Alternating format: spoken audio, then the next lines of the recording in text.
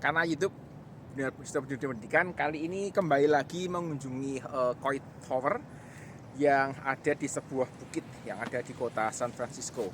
Dan Arnold Schwarzenegger, aktor kenamaan dari Amerika, dia pernah berkata bahwa kekuatan itu tidak berasal dari kemampuan tetapi dari pergumulan, karena tidak menyerah saat menghadapi kesulitan adalah sebuah kekuatan itu sendiri.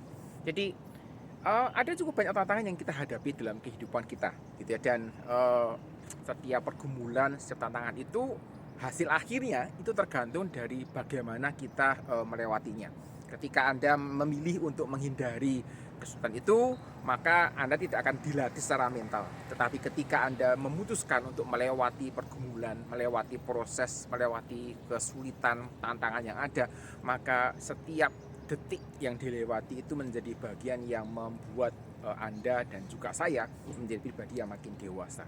Dan pergumulan guru itu juga cukup besar, gitu ya. Jadi kita akan bicarakan beberapa komentar orang tentang apa yang dikerjakan oleh teman-teman guru yang mungkin bisa mempengaruhi mereka. Yang bukan bisa ya, itu pasti mempengaruhi mereka, tetapi keputusan untuk bisa menghadapi itu akan menentukan menjadi seperti apa, gitu ya, profil guru di masa yang akan datang setelah mereka melewati semuanya ini.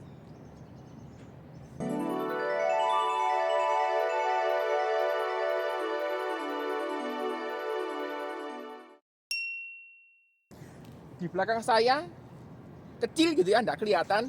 Ini adalah penjara Alcatraz yang terkenal itu. Kalau Anda suka nonton filmnya Sean Connery, dia pernah main dalam sebuah film berjudul The Rock. Nah, di sana syutingnya udah sepi, udah kosong, gitu. Jadi kalau mau ke sana bisa. Ada guru yang dituduh mengajarkan sesuatu yang tidak berguna bagi masa depan.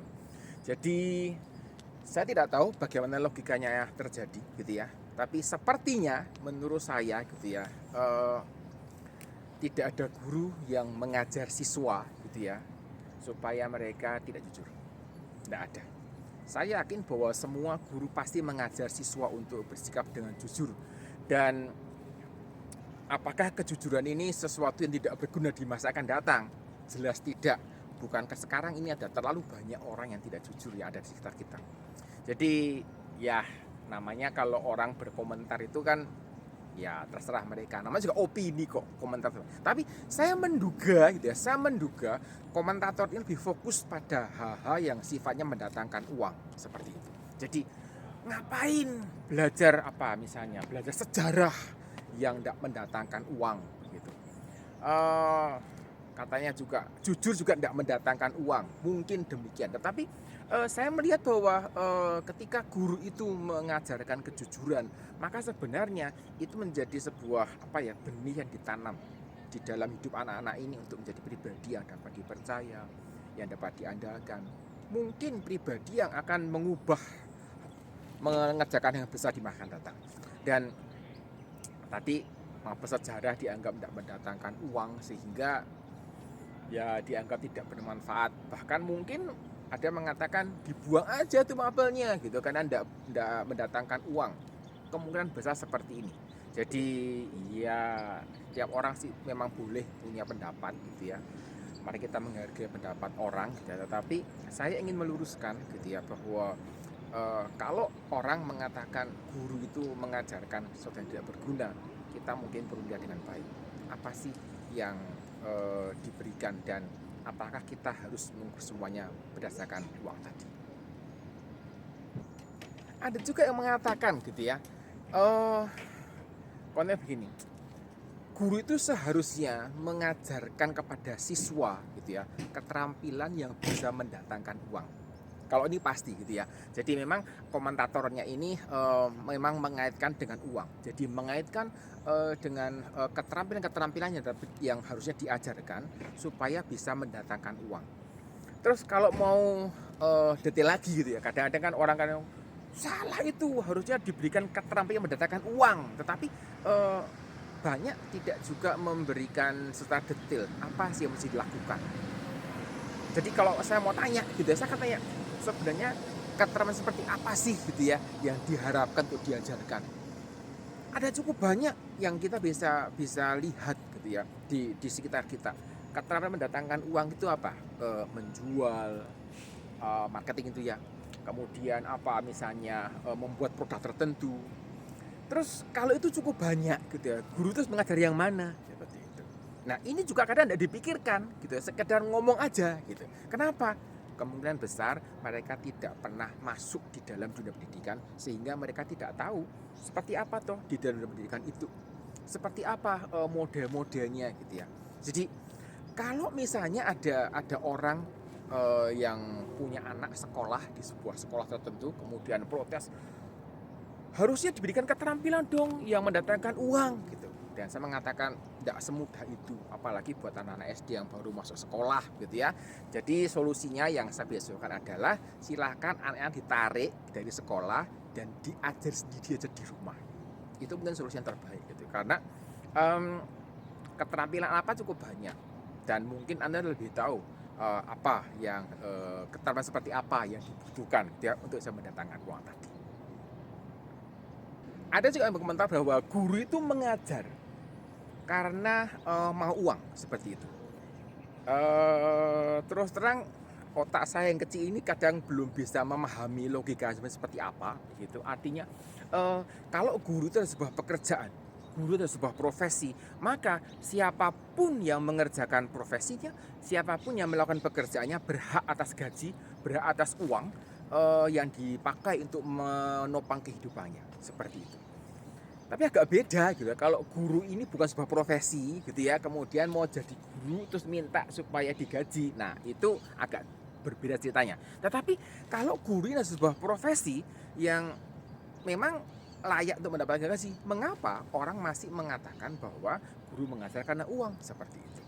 Apa kita bisa mengatakan bahwa pelayan toko itu melayani pembeli gitu ya di supermarket misalnya, menjawab pertanyaan dari pelanggan, atau yang bekerja di sebuah toko baju misalnya, membantu mencarikan sebagainya, apakah mereka juga mengerjakan itu, melayani pembeli karena uang?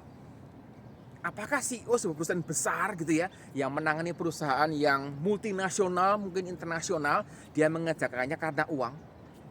Orang tidak akan mengatakan demikian gitu. Tapi saya heran kenapa gitu ya, untuk guru gitu, kenapa orang berani mengatakan seperti itu gitu. Jadi apa ya, ada semacam double standar, standar ganda yang diterapkan khususnya buat profesi guru, dan terus dikomentari. Komentar biasanya negatif begitu ya. Saya sangat jarang mendapatkan komentar yang positif dari sisi guru. Dan biasanya mengaitkannya itu adalah guru itu harus ada pengabdian, harus ada dedikasi gitu. Memangnya profesi yang lain juga tidak perlu ada dedikasi. Ada dedikasi juga gitu. Tapi mengapa profesi guru ini selalu apa ya, sensitif gitu. Ada sebuah video Anda bisa saksikan seberapa sensitif profesi guru ini disoroti di negara kita. Dalam sebuah perbincangan dengan seorang pelatih guru di tingkat nasional gitu ya, beliau ini cerita gitu ya pengalaman. Jadi dalam sebuah pelatihan di sebuah daerah, beliau berjumpa dengan pemilik sekolah swasta yang mengeluh gitu ya kepada guru, kepada pemilik sekolah ini untuk minta naik gaji gitu ya. Kemudian menariknya pemilik sekolah ini berjumpa dengan teman saya yang pelatih guru nasional ini, dan teman saya ini berkata begini, seperti apa sih yang Anda pikirkan begitu. Nah, ternyata pemilik sekolah ini membandingkan guru yang mengajar di kelas dengan penjaga tokonya. Mengatakan, kan hanya datang ke dalam kelas, cuap-cuap ngomong aja seperti itu. Penjaga toko juga datang ke toko gitu ya, duduk tunggu pelanggan tanya, pelanggan minta ini itu, dan dia diberikan, dihitung, bayar, beres seperti itu. Kemudian beliau menyarankan kepada pemilik sekolah ini gitu ya, bagaimana gitu ya kalau bapak atau ibu gitu ya mencoba untuk masuk ke dalam sebuah kelas, terus coba untuk mengajar. Ini sebuah sebuah saran yang sudah pernah saya juga berikan gitu ya, terinspirasi dari beliau tadi. Eh, Menariknya 1 minggu gitu ya, enggak, 1 minggu seingat saya, pemilik sekolah ini menelpon pelatih guru tadi dan mengatakan bahwa, "Ya Pak, sekarang saya mengerti betapa berat pergumulan menjadi seorang guru dengan berbagai situasi tantangan yang dihadapi. Maka dia dengan rela, dengan sukacita gitu ya, memberikan kenaikan gaji yang sepadan, yang pantas buat guru-guru yang mengajar sekolahnya."